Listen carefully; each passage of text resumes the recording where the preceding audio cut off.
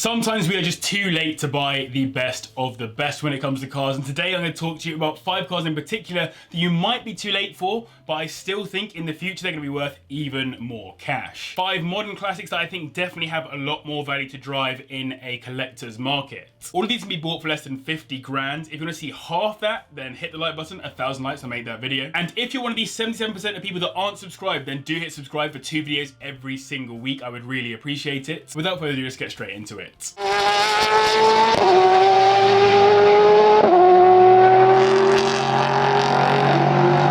The BMW Z1 is incredibly hard to come by and absolutely has to be given classic status, and there are just 29 of them registered on the roads here in the UK. For that reason, getting into one might be quite tough and low mileage. Collector's models have already been listed for almost £100,000 for what is one of the lesser known BMW Roadsters. And that's a strange statement, to be honest, as it should be pretty obvious what the Z1 is. It's the first model in BMW's long list of Z Roadsters, just like we have the Z4 out on the roads today. It comes with a 2.5 litre inline-6 engine, which you'll also find in the E30 325i, which puts out just 168 brake horsepower, taking it to 60 in a relatively slow time of 8.3 seconds, so it's not a performance car, instead it's kind of like an executive roadster. This car only ran from 1989 to 1991, with only 8,000 being produced in total, and was originally a concept car out of a new division for BMW, focused on concept car and technology development. It got the go-ahead in 1985 as a concept car, and just after that it got its first road-going prototype alongside a coupe version as well. Sadly, when it was announced in 1987 that the Z1 would go into production, the coupe model wasn't included, but the Roadster did hit the market with some pretty unique features and innovations. That includes the vertically opening and closing doors, which allow for better safety, and also more swag when driving with the doors down, of course. They also got theoretically easily replaceable body panels, and BMW literally suggested owners bought a second set of body panels in order to change the colour of the car whenever they wanted. And maybe most importantly, the Z1 got a specifically designed rear suspension with a multi-link design, which would become the basis for multiple BMW Group vehicles throughout the 1990s. Every car built was left-hand drive, and they start at around £40,000, though they mostly sit at around the 60k mark nowadays. This is basically a classic already, so most owners should be looking after them as such. Don't expect to find corrosion on any that have been well looked after. The belt that drives the doors can go, but the engines are known to be pretty easy to maintain. Sometimes car manufacturers seem to go out of their way to make cars that remind us how good we could have it if every car they made was entirely made for enjoyment purposes. That's exactly what Renault did when they gave us the Clio V6 Renault Sport,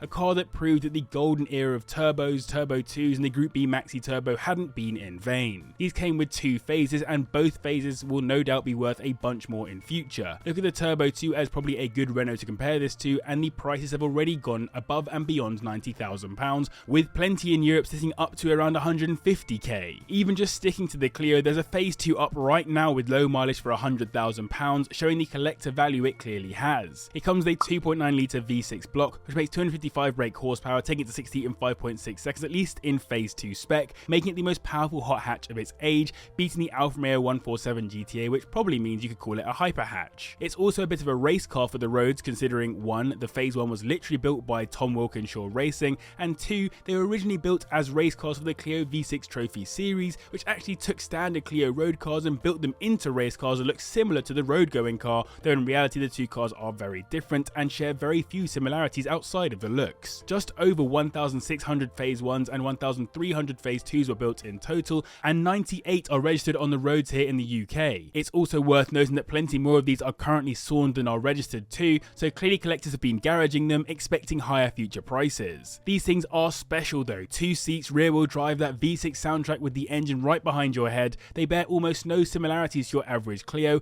other than the name badge. The phase 1 was known to handle basically like a spinning top, and much of this was resolved for the more refined phase 2. These start at around 40k nowadays, and 50k will get you a 2002 phase 1 with 30k on the clock. When it comes to Subaru Impreza, a surefire way of increasing the collector value of the car is reducing the number of doors. Think of the 22B for example, a car that sells for well over 150 grand, and compare it to equivalent 4 4-door WRX STIs of the same era, and you'll see what I'm talking about. With this in mind, the Impreza P1 has been going up in value for quite some time now, as I've mentioned before, in part of course due to its rarity, but those incredibly attractive looks that come from it being a 2-door saloon definitely help. Even though the 22B is the king of the Impreza world, a lot of enthusiasts will tell you that the P1 is the better car all in, developed by ProDrive to kill the market of JDM Imprezas being imported to the UK and quickly gaining modern classic status here in the UK. Just 1,000 were built, and I would argue that if ProDrive weren't so focused on these being genuinely performant and gave them some wider wheel arches and some more rally-esque features, the prices would be even more aggressive than they are today. 40k is enough to get you into one, and they're pretty gettable under 50k in general, which will get you a 2000 model with 60k on the clock. That's genuinely crazy when you consider they were available for sub 20k back in around 2016. This car came as part of the Impreza's battle with the Evo, and the brand wanted this car to smoke anything in the Evo 6 lineup. It might not be as quick to 60, but outside of that it's supposed to perform better all in, which you would expect from a Dave Richards imagined ProDrive tuned car. It comes with a lovely 2-litre turbocharged Boxer 4 engine, which makes Japanese gentleman's agreement 276 brake horsepower, taking it to 60 in 4.6 seconds, pretty good for a car that hit the roads in 2000. As the mid-90s to mid-2000s was probably the brand's most prominent era in the World Rally Championship, the P1 is the epitome of win on Sunday, sell on Monday mindsets, so you're getting a stunning piece of WRC and Impreza history that will look good at any car show. Make sure you get yourself an actual P1 though, as there are Impreza Type Rs posing as them, but reliability is broadly good on them. So I hope you guys are enjoying this video. If you are, then do hit the like button and subscribe as well if you're new, and let me know in the comments down below, what is the one car you let get away? There is definitely some bias in this one, but the Alfa Romeo 4C has to be on this list in my opinion, even if it has the longest time before it gains any kind of classic status. With its checkered history of not being a truly completed car by Alfa, while also having an absolutely mesmerizing carbon fiber tub and striking looks,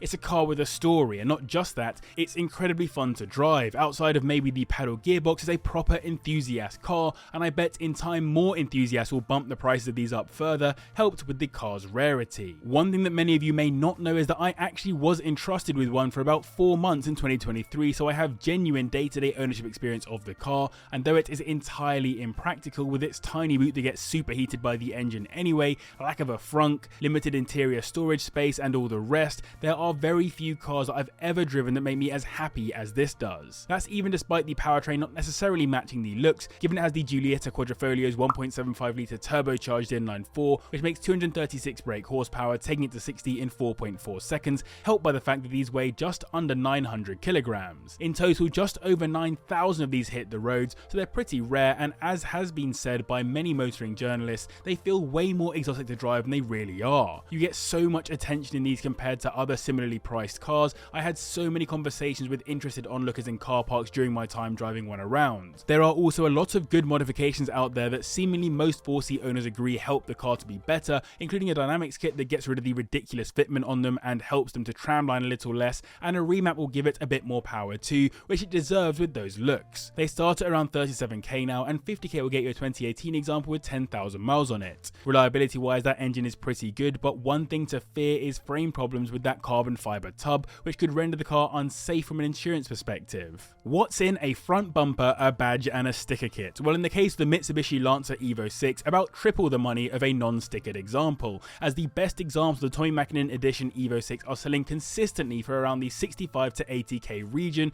with some well-kept examples being listed for over 100 grand already. That's some serious money for a car that really didn't have too many differences between itself and the standard Evo 6 models, although what I'm saying here might be heresy as a massive Tommy Mäkinen fan. I am being a bit unreasonable. They did get some slight changes to the handling with a strut brace and tarmac focused lowered suspension and a high response titanium turbocharger to give it better low and mid-range torque, and the revised bumper was supposed to offer better aero and air intake to allow for more power, plus an uprated interior. All that together have led to some owners to name the Tommy Mäkinen edition an Evo 6.5, but in reality from a day-to-day driving perspective you probably aren't missing out on a ridiculous amount if you went for a non-Tommy edition, especially today where Evos are certified modern classics. These were of course built to celebrate Tommy Mäkinen's 4th consecutive World Rally Championship victory, one of the greats of the sport for sure, which is why the perfect specs of these are worth the most. I'm talking passion red with the sticker kit. You have what everyone in the Evo community wants, and probably the one Evo that could ever hold a candle to the 22B in terms of price,